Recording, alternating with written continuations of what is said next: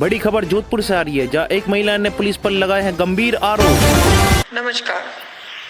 महिला ने लगाया पुलिस पर गंभीर आरोप, कहा थाने में ले जाकर बुरी तरह से पीटा। तो उन्होंने मेरे पैरों पे पट्टों से मारा।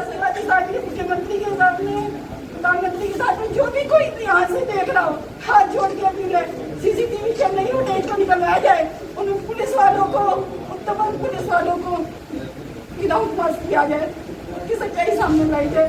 इस मामले की रिपोर्ट मैंने सब जगह दी, एसपी साहब को दी, डीआईजी साहब को दी, पूरे पुलिस विभाग में दी, मगर मेरे साथ मुझे सीसीटीवी कैमरे की फुटेज को निकलवा ही नहीं रहे थे। सच मौजूद है वो सिर्फ मैं उत्तर प्रदेश के लखीमपुर खीरी जिले की रहने वाली हूँ। लोहावट में रह के मैं टीचिंग जॉब कर रही थी, जीनियस पब्लिक स्कूल लोहावट, जो कि धर्मेंद्र ढाका जी चला रहे हैं, उनके वहाँ टीचिंग कर रही थी। एज ए पीजीटी इंग्लिश कर रही थी। मेरा पीछे 9 साल का रिकॉर्ड है टीचिंग का।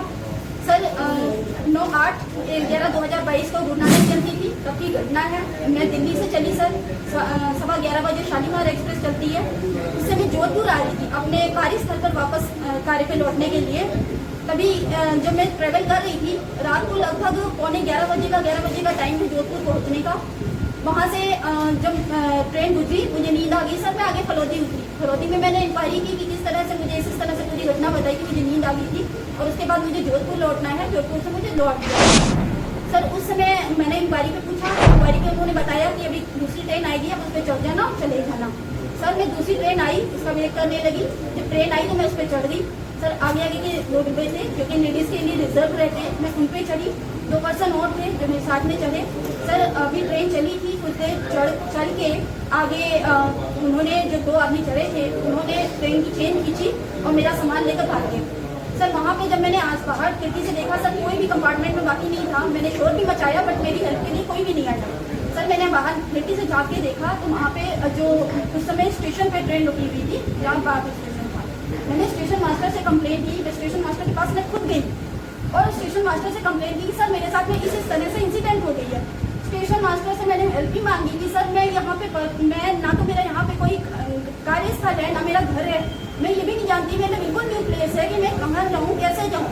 स्टेशन मास्टर ने सीधे मुझ पर क्लेम लगा दिया कि आपने चेन पुलिंग करके ट्रेन खींची है और दूसरी बात मुझसे ये भी कहा कि तुम कहाँ भागी हो। सर मैं एक सेटिस्फैक्टरी महिला हूँ, टीचिंग में पीछे मेरा रिकॉर्ड है, मैं 9 साल से हूँ सर। उसने मुझ पर भागने का इल्जाम लगाया।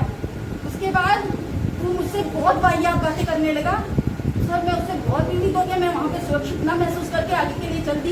वहीं पे लोकल लोग जो थे, जहाँ से मुझे लाइट वगैरह दिखाई दे रही थी, मैंने उनके यहाँ रात को 4:30 बजे की घटना है, उनके वहाँ मैंने नॉक करके, दरवाजे नॉक करके मैंने उनसे पूछा कि मुझे इस तरह से मेरे साथ पूरी घटना उन्हें बताई, इस तरह से घटना हुई है, आप मुझे बताइए कि मुझे जोधपुर तक जाने में कैसे ट्रेवल करूँ।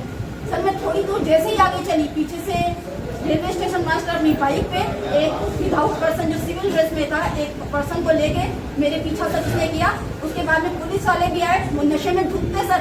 उन्होंने बिना किसी लेडी कांस्टेबल के मुझे अपनी जीप में बैठा के थाने ले गए कि आपको फाइन भरना पड़ेगा, आपने क्राइम किया है, आपको हमारे साथ चलना पड़ेगा। सर मैंने कोई क्राइम नहीं किया था। मैं बेझिझक वहाँ पे गई, थाने गई। वहाँ पे सबसे पहले एक SHO जो थे, उन्होंने मुझे माँ बहन की गाली निकाल के सर सबसे पहले मुझसे मेरे साथ बहुत बदतमीजी की सर। मैंने उनकी शिकायत करने के लिए भी कहा, जब मैंने उनसे शिकायत करने के लिए कहा तो उन्होंने मुझे मारा, पहले लातों से, ऊँटों से, थप्पड़ों से, पाल नोच के। और उसके बाद जब मैंने सीसीटीवी पे कैमरे की फुटेज की हवाले से शिकायत करने के लिए गई तो उन्होंने मेरे पैरों पे पट्टों से मारा सर। मुझे उन सब की शक्ल याद है जिन्होंने मुझे मारा है, उन सब की शक्ल याद है। मैंने इस इंसिडेंट की खबर रिपोर्ट बहुत लोगों को दी। उन्होंने मुझसे फाइन भरने के लिए भी कहा, उन्होंने मुझसे फाइन भरने के लिए कहा, उन्होंने मुझे गालियाँ भी दी, मारा भी। इस मामले की रिपोर्ट मैंने सब जगह दी, एसपी साहब को दी, डीआईजी साहब को दी, पूरे पुलिस विभाग में दी, मगर मेरे साथ मुझे कोई जस्टिस नहीं मिल रहा है। आज मैं यहाँ प्रेस कॉन्फ्रेंस तक इसलिए आई हूँ कि मुझे कभी इंसाफ नहीं मिला होता। मुझे पुलिस विभाग से कोई इंसाफ की कोई भी उम्मीद नहीं है, क्योंकि वो सीसीटीवी कैमरे की फुटेज को निकलवा ही नहीं रहे जिसमें पूरा सच मौजूद है। वो सिर्फ पुलिस वालों के बयान लेते हैं। अभी मुझे वकील साहब के हवाले से ये भी पता चला कि मुझे चोर कह रहे हैं। मेरे पास रिकॉर्ड है कि मैं बाहर बैठ के अपनी परिवार की अकेली प्रेडर बनूँ, सोल प्रेडर बनूँ। सर मुझे चोर कह रहे थे, इस बात को प्रूव करें। और सीसीटीवी कैमरे की फुटेज को निकलवाया जाए। मेरी सारी पब्लिक के साथ में, राज्य साथ में, मुख्यमंत्री के साथ में, प्रधानमंत्री के साथ में, जो भी कोई यहाँ से देख रहा हो, हाथ जोड़ के अपील है, सीसीटीवी कैमरे की फुटेज को निकलवाया जाए। उन पुलिस वालों को, उत्तम पुलिस वालों को विदाउट मास्क किया जाए, उनकी सच्चाई सामने लाई जाए।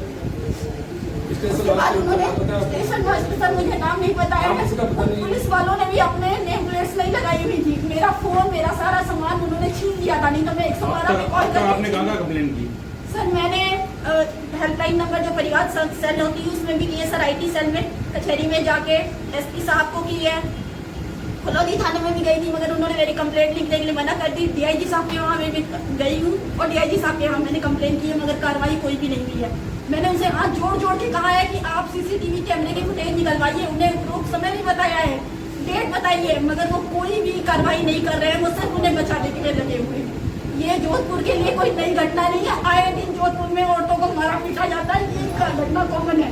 मैं बाहर की रहने वाली हूँ, उत्तर प्रदेश की रहने वाली हूँ, मैं जुर्म किया गया है और मैं सबसे इंसाफ के लिए हाथ जोड़ कर